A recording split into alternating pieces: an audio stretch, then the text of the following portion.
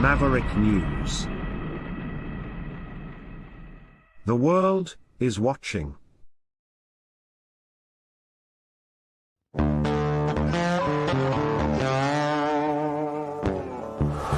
In a universe full of ideas, we draw lightness from the dark to a place where opposites attract. Right meets left, positive touches negative, sparking an explosion of truth. Because politics makes strange bedfellows.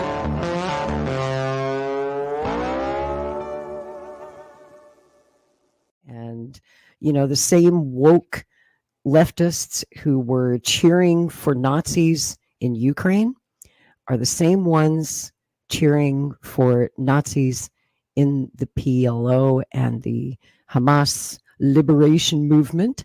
And I'm going to show you something funny. Since you're a stand-up comic, I think you'll find this actually kind of funny. I hope you will.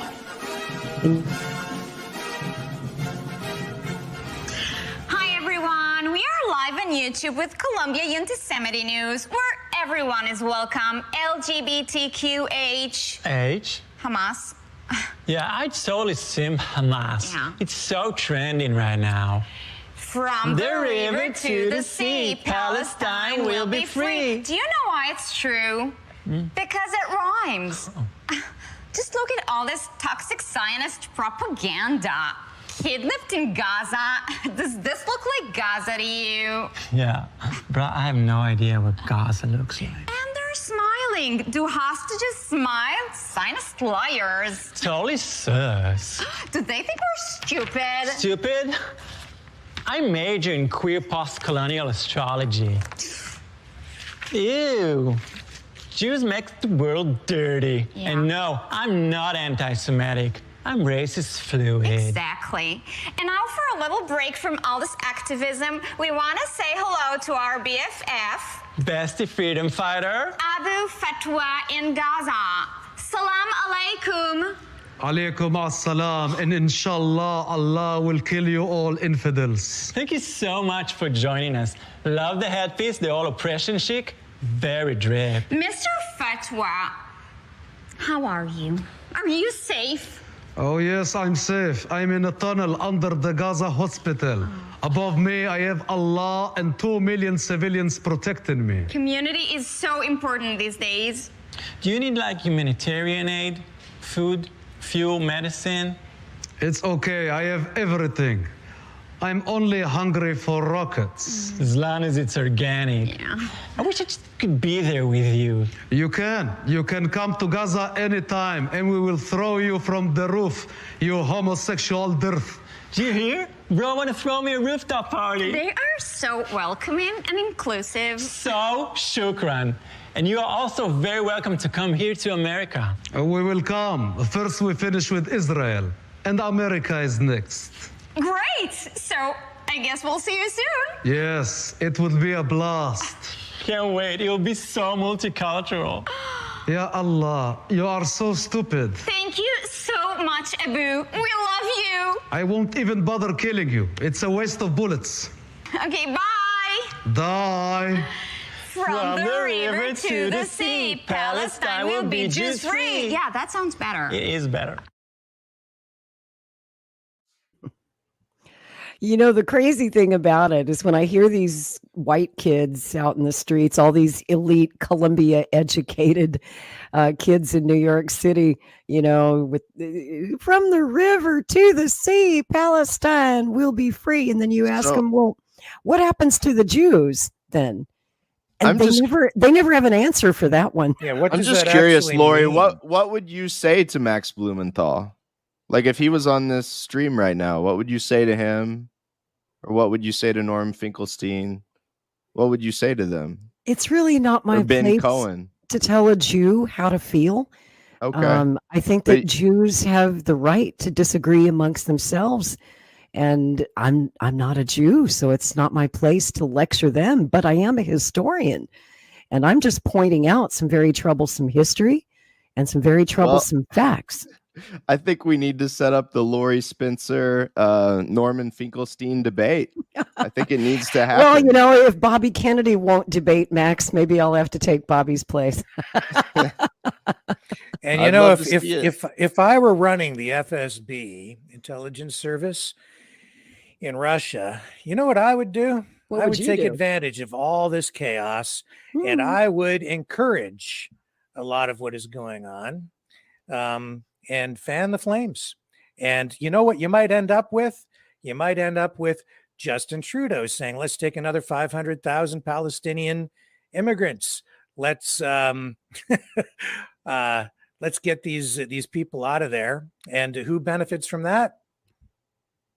Russia, China, more chaos over here. The woke neoliberal left students will embrace this while they get thrown off the roofs. Well, you know, that's my point. Canada, that's my point, Rick. And Tyler, too.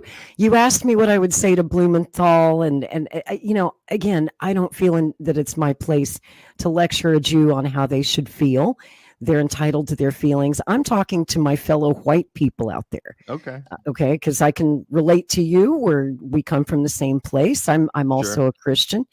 And, you know, and I'm a libertarian. And what I argue to my leftist libertarian friends, I guess, I don't know if Max Blumenthal considers himself a libertarian. I know he considers himself a leftist. But to my fellow Americans, I say, you know, what exactly do you think is cool about Hamas and the Palestine way of life? Because they have no freedom of speech over there. There is no freedom of the press. There are no rights for women. I'm a woman. I find that offensive.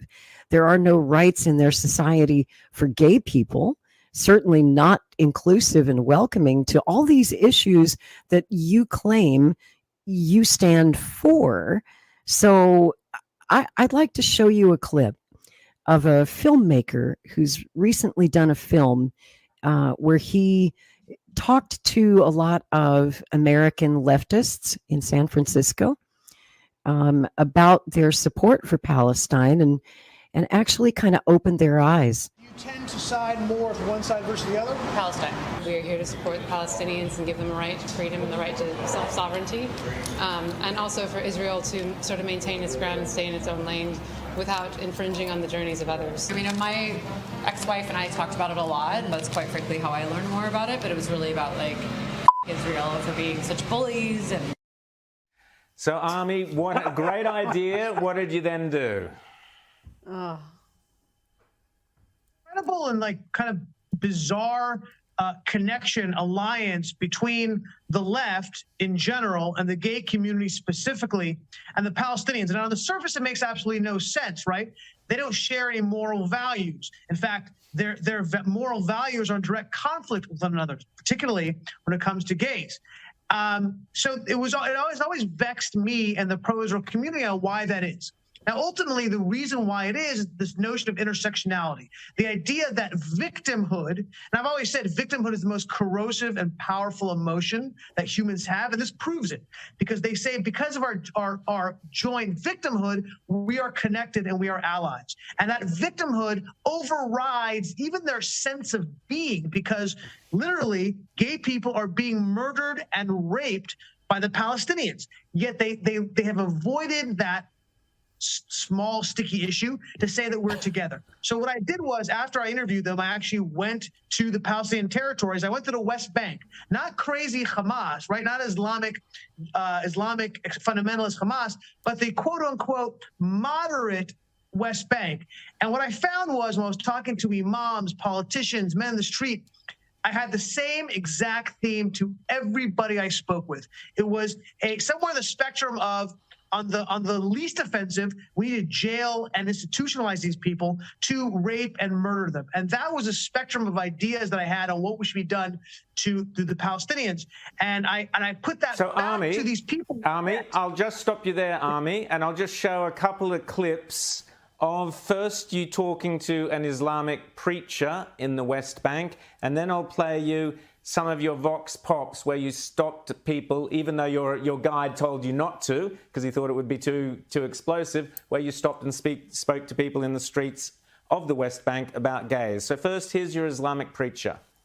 What should be done to gay people? الحكم للي بده يمشي في هاي الطريق ويمشي في هاي الطريق يطبق حكم الإسلام عليه للفاعل والمفعول به. The honor killings with gays. Can you understand why a father would want to kill his gay son? Because it's not honor for him. You then also, Army, spoke to a gay Palestinian who obviously didn't reveal his face. It was undercover. Let's have a look at that clip as well. Like, you know, they have fun. They start, you know, abusing them mentally, abusing them physically. And then, like, after they're like they're done and bored, if they're not interested in sleeping with the guys that they arrested, they just put them to jail. So he was basically saying that the police, the Palestinian police, who he said are identical to the Palestinian Authority, if they suspect you're gay, first of all, they will arrest you, then they will rape you, and then put you in jail, which is bizarre in itself. So what then happened, Army, after you've done that? So I did something I normally don't do. I went back to the people that you saw at the beginning of the video, the gay people in San Francisco, and it became a reaction video where they're watching my documentary in real time. And you can see the sea change. You can see them changing their position on this literally as they're watching it. And when I put it to them afterwards, and I said, well, what do you think now? Who do you support now? Every single person I spoke to changed their. We've just lost, we've just lost Army there. So, sorry, Army, we've just lost you. But the point Army was making, which is true in the video, and I'll show you in a second, is that everybody he showed, every gay person in San Francisco he showed who previously had supported Palestine, changed their mind simply from watching this. Have a look. A little bit on the situation? Yeah, I mean, like, I honestly, I didn't know that was even going on, to be honest. So it made me aware of it. It makes me wonder if the information that I've learned isn't entirely accurate. So, Army, we just saw a couple of the people you went back to, and what astonished me, but it was so perceptive, was the guy who said, you know, I think I've been fed the wrong information all these years. So you have highlighted the fact not only of what is happening in Palestine to gays, but also the fact that the left are deliberately deceiving the gay community in the West, correct? Yes, and I think what the takeaway from this thing is that this is look. When people are less jaded than you think, okay? And when confronted with facts and you have them captured in the sense that they're listening to you, they're watching, you can change people's perceptions once the facts, the true facts, are given to them. And that's what I think is positive about this video, was that you saw these people change their perspective in real time once they saw what was really going on, and like they said, not the left-wing talking points they've been fed and they've believed all these years. But so that's the positive that I take away. Army, you had the couple, the woman who said, me and my wife used to discuss this all the time. So obviously there was a level of interest, there was a level of knowledge. How could they be ignorant about the Muslim world's attitude to homosexuality and what oppression that community faces in the Middle East? I mean, how could you possibly have that level of ignorance when you're bold enough to express solidarity with the Palestinian cause? I'm just wondering where this comes from, like the level of interest to have an opinion, but then the total lack of knowledge about even the most basic facts. Rita, welcome to our real world these days. Yes, this is what it's like. Yes, people have very strong positions with absolutely no basis in fact or reality. That's the world that we live in today. Why? Because we're siloed. And that's, by the way, that's for the, let's be honest, let's be intellectually honest. That's for the left and for the right. We are, in fact, informationally, intellectually siloed. And it is difficult for us to cross-pollinate. And that's, I think, part of the massive problem that we have today in our body politic. That's exactly what the problem is. Well, I urge people to go and watch this video. It's absolutely superb, and to use it and to show people, show your kids. Army, where can they grab the video? They can watch it on PragerU.com. They can watch it on my YouTube, PragerU's YouTube. Just, put in Army LGBT and, it'll come up. Fantastic. Army Horror, it's great to see you. As always, enjoy New Orleans. Hey, another W for PragerU. If you don't watch PragerU, that's what's beautiful about them. They'll come to you. You just turn your ads off. PragerU, I actually have a long video that I'll play sometimes. And PragerU, thank you for paying me. I appreciate it, guys. Thanks for playing on every a lot of video people will say, a lot of people on the left will dismiss that because it's Prager University. Others will dismiss it because he's Jewish, and they'll say, "Well, taught me a lot. He's Jewish, so he must be lying, right?" But what I liked about what he said there was that there's not enough cross-pollination of ideas. We are siloed on social media. We're all in our little echo chamber. Like when this conversation began and we asked you, how you formed your beliefs, you said, well, I watched a lot of Max Blumenthal and I watched a lot of Jews tell me what's going on in Israel. Yeah. Yeah. And so that's your silo. And maybe Rick and I tending to be more conservative or libertarian, more on the right, we're in our silo as well. So, but, as a historian, I tend to take more of a long view of current events, and I look at everything through an historical lens. And what I see happening here is I try to take an objective look at the way Hamas has governed their people since they came to power in 2006. And what I see is a fascist regime. I see that they brought the same ideals that they shared with Nazi Germany in the 1930s and 40s. I see a dictatorship. I see no freedom of the press. There's no freedom of religion. There's no freedom for women. There's no freedom for gay people. So they're anti-liberal. Exactly. And do you believe that Israel helped fund Hamas? Oh, I know they did. Absolutely. Okay. But why would they do at the same that? time, it's also important to remember who brought Hamas to power in Palestine in 2006. That was President George Bush. And that they had their own strategic geopolitical reasons for letting that happen. But again, getting back to the history of it, when you look at the ideology, and that's the lens that I view it from. So the reason that the Grand Mufti and Hitler became allies was because the enemy of my enemy is my friend. Well, Gandhi wrote letters to Hitler signing him my friend, right? But did they agree that they should kill all the Jews and kill all the communists? Because those were their shared enemies. These are historical facts. And to this day, granted, alliances have changed. And during the Cold War, Stalin, who was one of the strongest Zionists and supporters of creating the state of Israel, later turned against it. And allied himself with the Arab cause for liberation. But that's a whole nother discussion for another day. I'll be honest, Lori, when it comes to that, I have a gut feeling about it, but I'm not Norman Finkelstein, and you should talk to Norman Finkelstein. You should talk to someone who knows this history inside and out and has the opposite perspective. Oh, I have. I'm not that person. I've watched their films. I've read their books. I'm very conversant in their beliefs. Okay. But they haven't swayed me to their point of view, because I can't forget the history. I can't forget that the ideology still persists. And well, how do you think Norman Finkelstein they have can with Hamas? Look past that with his parents having I don't been in know. Auschwitz? I'm not his shrink. I'm not his shrink.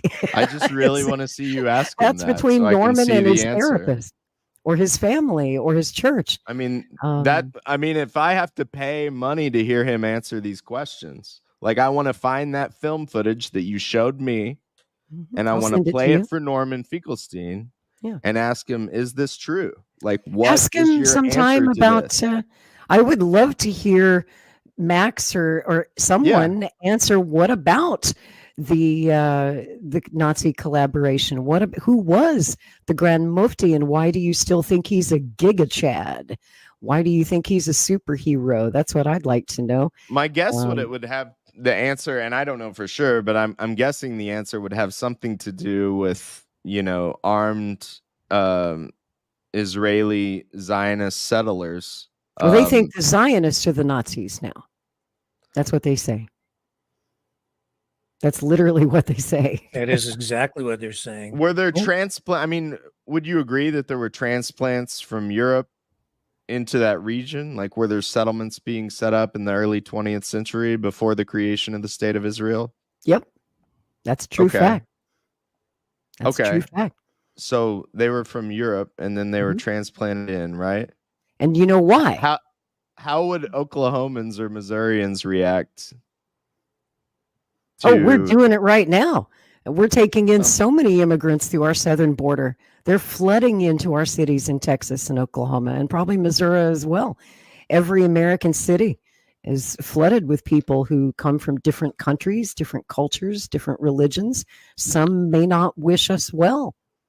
I just know Americans, and if for some reason there was like a Chinese settlement community in the rural Midwest, then those people would be sympathetic to any anti-Chinese figure. Absolutely. Well, I can tell you this. That's here my in guess. Oklahoma, What's going on? This is the marijuana farming capital of the United States. And here we have so many Chinese farmers and corporations that are buying up our farmland and developing huge marijuana farms.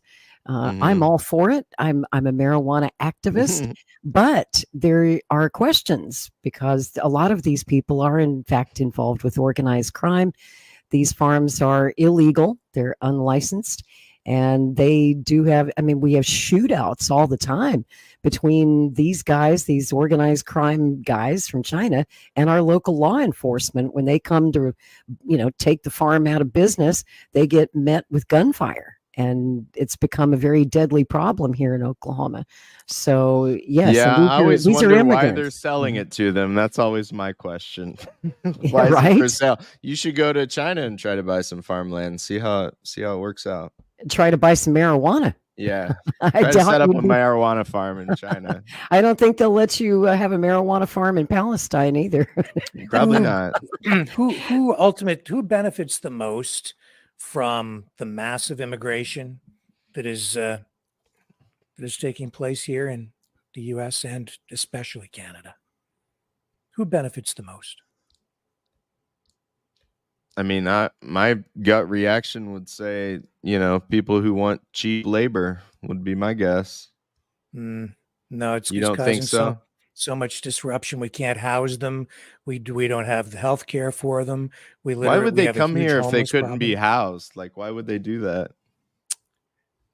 Well, Canada has become something of a dumping ground for refugees, it seems. And we're not able to take care of everybody. It's not in the best interests of the people coming here. It's not in the best interests of the people who already live here.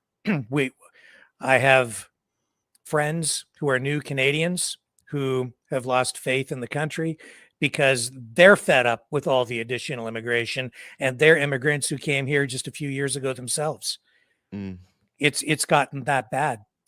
The government just this week announced $1.8 billion in funding to build homes. It's going to take them 2 years just to build 23,000 units.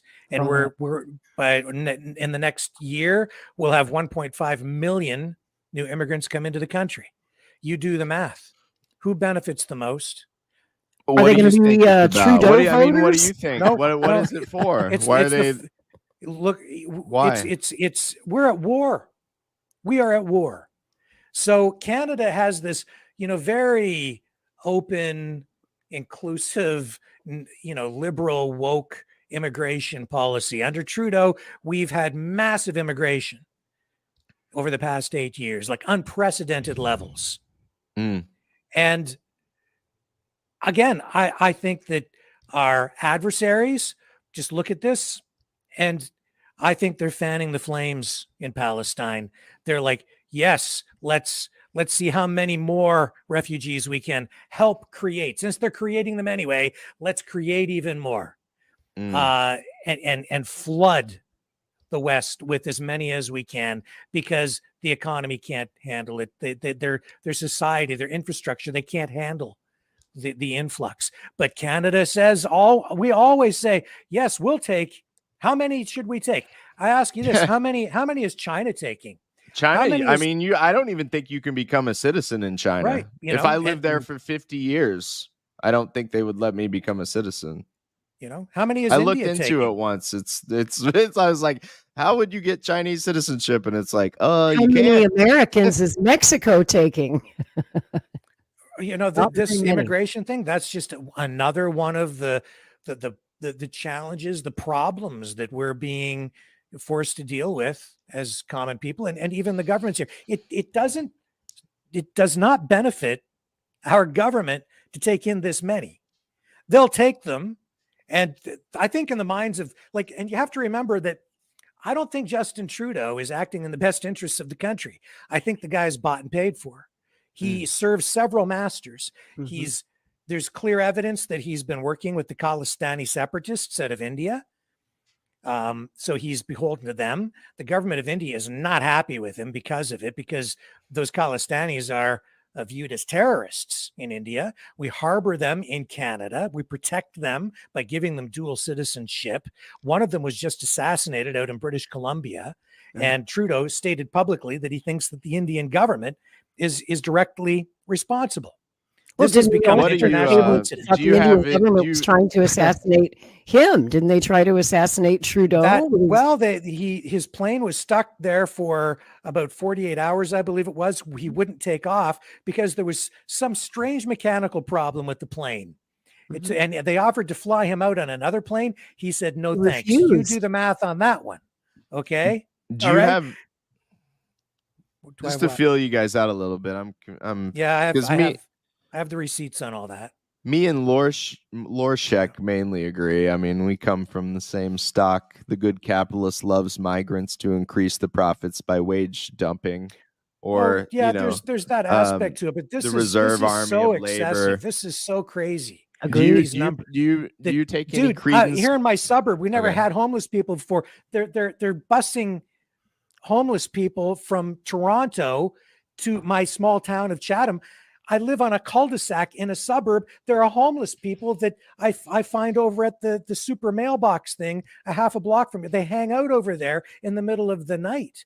We have a tent city in my town of 50,000 people that never existed before. We're 3.5 hours from Toronto. They bust them down because they're trying to get rid of them all. You can go to the capital of Canada, Ottawa, go to the McDonald's downtown by the Rideau Center, and there are homeless people laying on the street right in front of the McDonald's. You look up and there's the Parliament buildings. It's out of control. No, I saw that in DC. I mean, I had to walk over homeless people to go to the White House, and they were sleeping under a Wall Street bank awning, which was I could go on and on with more and more examples, but this is it's again, who benefits? That's the question, Rick. Who do you think benefits? Let me ask you your own question. It's the countries we're at war with, and they're just doing what's in their best interests. They're using information warfare.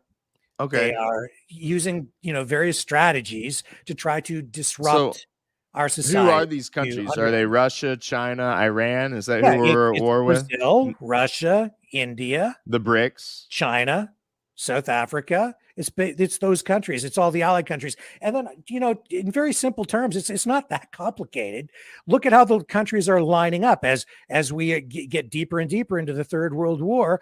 Who's on what side? Battle lines are being drawn. Who's aligned with the Palestinians and Hamas? Iran. Who's aligned with Iran? Russia, China. These are the countries that are on that side, and these are the countries that are on that side. Who's with Israel? The United States, NATO. That's who's on the Israeli side. It's not that complicated. Well, it's our fault. We made enemies of them. They were No once doubt. our allies and our friends. We were once allies with and Iran. I would say it's We our were own once fault. allies with China and Russia. It Our is- foreign it policy is the reason that it they are our enemies now. sort of our fault. It's our because own fault It for, is. for letting our government NATO get this expand bad after the as fall of the well. Berlin Wall. All of these things, it's all true. If we hadn't poked the Russian bear, they probably would have left us alone. But now we're at war, and this is what's going on. And it's not conventional warfare. This is the result. I guess we might and just. it's like Trudeau's like, yeah, we'll take immigrants, and Russia's like, good, take even more. Let's create even more. Flush them out. Like, Well, I'll tell you this, guys. I'll tell you this, if I may add something. When you look at our southern border, and I live pretty damn close to it, and I spent 25 years in South Central Texas. What we're seeing at our border now, we've had a border crisis for 30 years, but this is different. These aren't the usual people that we would see coming across our border. Usually they were, Mexican families coming here to work hard and be good citizens and seek a better life for themselves. But when we look at our border now, when you really look, you see some women and children, but they're not in the majority. What you see are young, strapping, healthy young men from other countries all over the world of fighting age. Now, when you take a look at some of these protests we've seen the past week, and you see these huge protests where the cops, you look at what happened at Grand Central last night. They had the cops surrounded. They had the cops backed up against the wall. They were completely outnumbered. Had that crowd gone to full riot mode, which it felt like they were pretty close to doing, the cops would have been powerless to stop it. Last week in London, some cops were, kind of caught on a hot mic. Somebody caught them, surrounded by this huge crowd. And they were like, we're outnumbered. We're sitting here with a taser. That's all we've got against an army. My question is, are they building an army? And we played a clip earlier from last night's protest in Times Square when they were marching to Grand Central. Rick, did you see the lady carrying the sign that said, overthrow the United States government, overthrow the government of America, spelled with KKKs, right? America. They seem to be in the mood to overthrow our government, to overthrow our democracy. And with these numbers getting larger and larger, and these crowds getting Lori, angrier you're a and angrier. libertarian, Lori. I am. Thank yourself, Lori. You're a libertarian. What are you talking about? Love my Constitution. I love my country. I don't like the people we've elected to this government who are crooked as hell. What did their sign I say, don't though? want to have my government overthrown, sir. I like my government. I like democracy. And I want to restore our democracy, not overthrow it or destroy it. If you think that's where I'm coming from, you've got me wrong. I believe we no longer live in the democratic republic that our founders gave us. Like Ben Franklin said, it's a republic, madam, if you can keep it. And we haven't done a very good job of keeping it. We have let this happen. Now, I'm angry too. I want to take my country back. I do not want to destroy it. And I don't want to overthrow the government. I don't want to destroy it either, but I think the way you save it is to create a new government. And what do you mean by a new government? A new system or a new elect a new government? We're living in. You mean throw out the Constitution, throw out the Bill of Rights, and replace it with what? I hear people say it all the time, but what do you mean by that? What would you replace it with? I would replace it with, well, you could very easily the CPI 4-point plan. That's what we want, right? What is I the like CPI? your 4-point plan. Well, I don't think this government would ever allow that 4-point plan to exist. If it will, I would love to do it. But if it won't, I think it would be a better country if those 4 things were true. And But you can achieve those 4 things, Tyler, without overthrowing the government or taking up arms. How? Elect good people who agree with you. Okay. That's how you do a peaceful revolution. I just feel like we live in a dictatorship of the bourgeoisie, and the candidates that they let run are pre-selected. They're not going to let you get a candidate that lets you have one of those 4 things. It's just so what ultimately, what kind of government do we end up with this 4-point plan? What is that? Is that a people's democracy? government is what I would call it. Yeah, I'd call it more democratic than what we live in today. Well, what do you mean by that? Do people get to vote in this? Absolutely. Yeah. And so what is it? Tyler, do you happen to have the 4-point plan handy where you could read it to us? Yeah, I can read it. I've heard it, but I'm not sure Rick has. CPI, USA. To me, it sounded pretty reasonable. I just don't think you have to overthrow the government to achieve it. So a 4-point plan to rescue the country, a mass mobilization to rebuild the country, put millions of unemployed to work at union wages, get them to rebuild roads, bridges, water treatment facilities, power plants, high-speed rail should connect the country. You should have public ownership of natural resources like oil, natural gas, coal, timber, public control of banking. So you should make Wall Street illegal. The heights of the heights of banking should be controlled by the people. And an economic bill of rights, just like FDR wanted the right to a job, housing, education, You're going to healthcare. nationalize the banks, nationalize the resource industries. Mm-hmm. What was the first one? That was public works projects. Yep, to mass put people public back to works work. project. Yep, that's what I think. How do you pay for number one? What was the fourth one? An economic bill of rights. So you should, in the Constitution, you should have the right to a job, right to housing, right to education, right to healthcare. Now, when we discussed your 4-point plan in the past, and we talked about it, you and me and Caleb, at some length, the way that you put it to me was that your goal was not to throw out the Constitution, but rather to amend it or to pass legislation to that effect, an economic bill of rights. If you want to nationalize the industries, that we would go through the democratic process, and we, the people as a collective, would then decide that's in the best interest of the country. We choose that. That is what the people want, rather than it being forced on them through, a merry band of revolutionaries who overthrew the government and said, here's the new deal, whether you like it or not, folks. A real communist revolution is hyper-populism. So it is from the bottom up, creating the top. That's what I think. I mean, so I agree with you on a lot of those points. I mean, we're in semantics. Do you throw out the Constitution? Do you write a new one from scratch, but keep everything that's in there and add the part at the end as an amendment? You could do that. I just don't think the power structure that's running this country and getting us in endless wars is going to let that happen, because I think their main prerogative is to privatize the natural resources.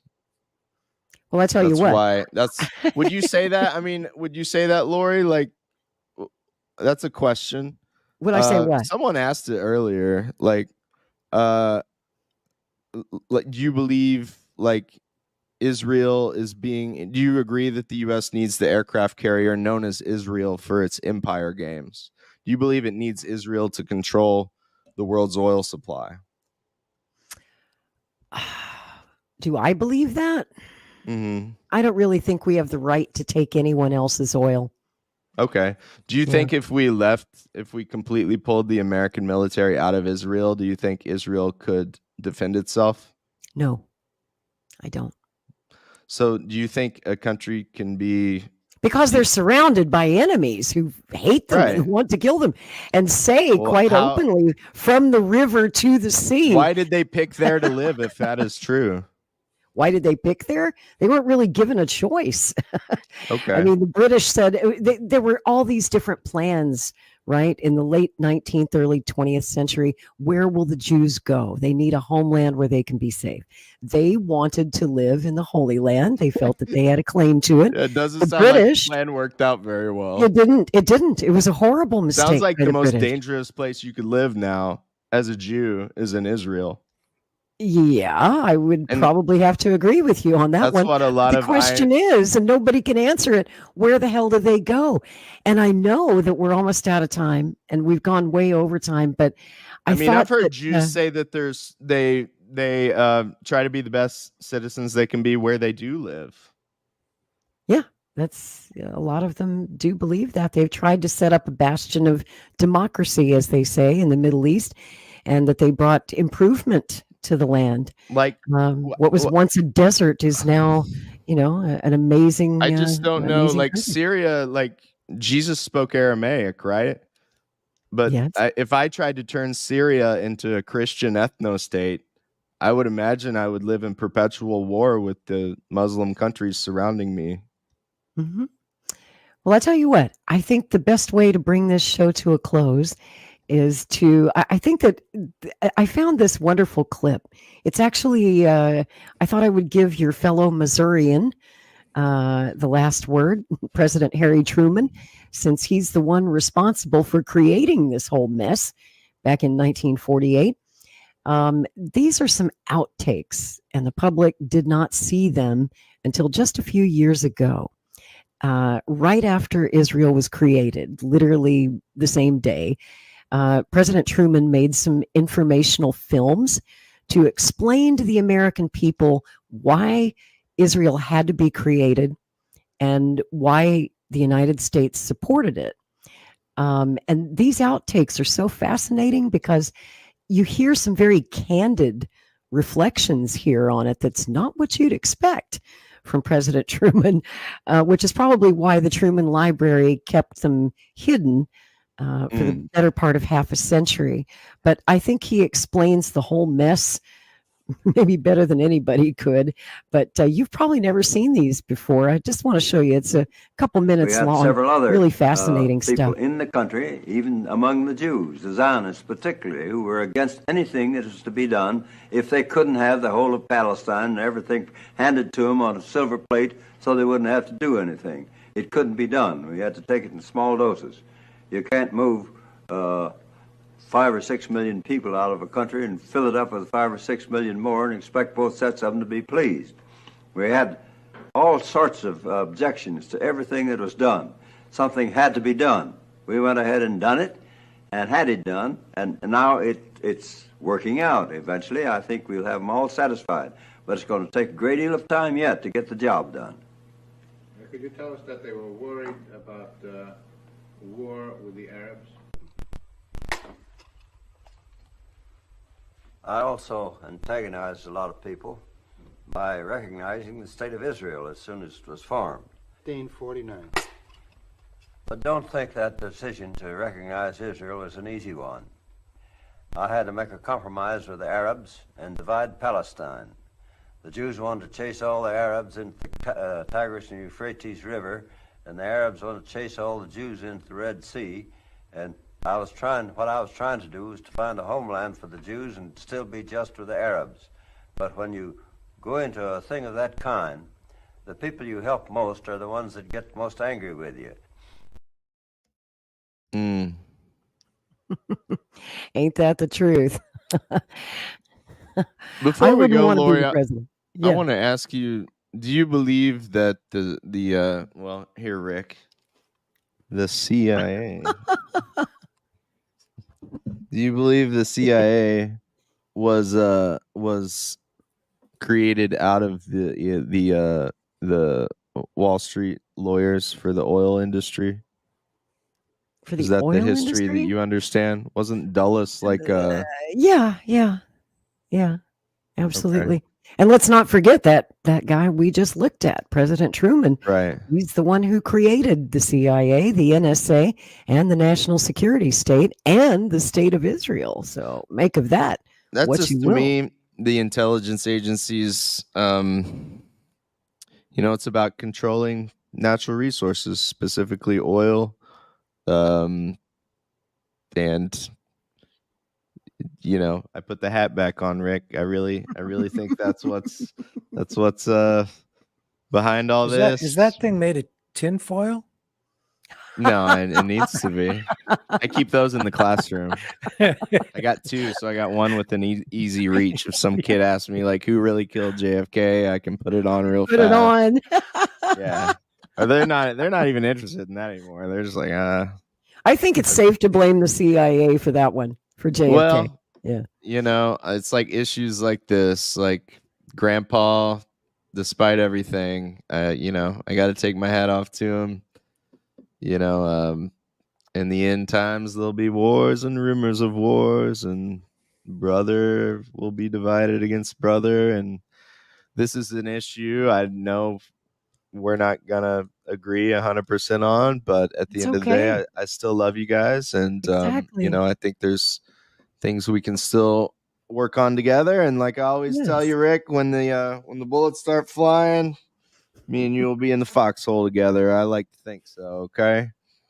Absolutely. I got your back, man. I always remember the Jew Jesus taught me to love my neighbor as myself. And Rick and Lori are my neighbors, and ain't no geopolitics 10,000 miles away gonna make me quit loving 2 people that I know in real life. So at the end of the day, that's how I feel. You.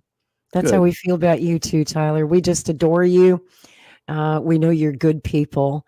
And good people can always disagree about things, and absolutely, we debate, we try to change each other's minds. Sometimes we can, sometimes we can't. And I think we're all a condition of our time and place, and what we've learned and how we were raised, and that's kind of where this conversation started. And sometimes we evolve and we change our mind from the way that we were raised and the things that we were brought up to believe, because we do some research and think for ourselves. That's right. I'm always open to having my mind changed. I'm open to being persuaded. And that's why I love this show. I love doing this show, and I love cross-pollination. I like talking to people from the other side and hearing what they have to say. But the great thing about you and Caleb and my friends at CPI is we agree on most things. We disagree on some things, but it's always a healthy conversation. And most of all, we're not afraid to have that conversation. We don't just hit the block button and say, well, you don't agree with me, so obviously you support genocide and baby killing, or you're a Nazi and I can't talk to you, and all conversation goes away. And we're never going to get anywhere if we can't talk to each other. So I like that you can have a reasonable debate like an adult. Yeah. And instead of just, being a child and saying, "Wah, unsubscribe, I'm going to block you. I don't want to listen to you." I like my echo chamber and I don't want to be challenged. Nope. I always want to hear it all, and then I'll go away and look into it and try to figure out what I think about it. And I want to issue a warning based on what you just said, and that is to everyone out there: make sure that you don't leave your mind so open that you are left vulnerable, because we may not just be a condition of our time. I think that it's pretty obvious that we are being conditioned in our time, and we need to be aware of that so that we continue to think clearly. Yep. And I think holding anything I hear up to the mirror of does this help me love my neighbor as myself is a great way to not fall down any destructive rabbit holes. And with that in mind, Grandpa, if you're listening, Dad especially, I love you, buddy, no matter what happens. Thanks for tuning in. And I love that your family tuned in. Some of your students tuned in. That's awesome, Tyler. Yeah. I love it. Yeah. I love it. Hopefully they let me have a good long teaching career. We'll see how it goes. If not, you can find me at Walmart Pharmacy, although that might go by the wayside as well. Who knows? Get one of them Rumble contracts. You never know out in rural Missouri how your comments might be interpreted. You never know. But I hope that doing this show doesn't cost you anything other than a couple of hours of your time. It's going to live off Dogecoin, My Hail Mary pass. Well, I love you, Tyler. And gentlemen, thank you so much for joining me tonight here on Strange Bedfellows. And thank you to everybody who tuned in and watched. I hope that you found it challenging. Maybe you found it maddening at times. Maybe you'd like to, destroy your phone after some of the things you heard spoken by all three of us tonight. I don't know who you agree with or who you disagree with. You can let us know in the comments. I don't even agree with me. It's just like Thanksgiving. I roll my eyes, I talk under my breath, and then I give you a hug and I go home. And I bite my tongue till it bleeds, man. Right. And you got on your side, you just go, these kids, God, how do they feed themselves? These kids today. I'll tell you what. But thanks again, everybody. We'll see you back here next Saturday night at 9:00 Eastern. Till then. All right. Peace. Thanks.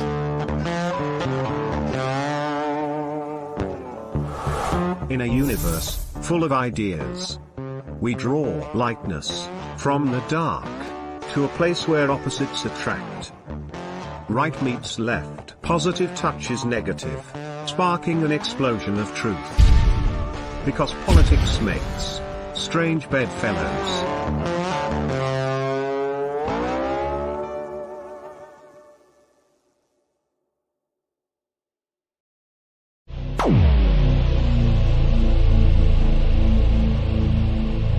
This has been a Maverick Multimedia production.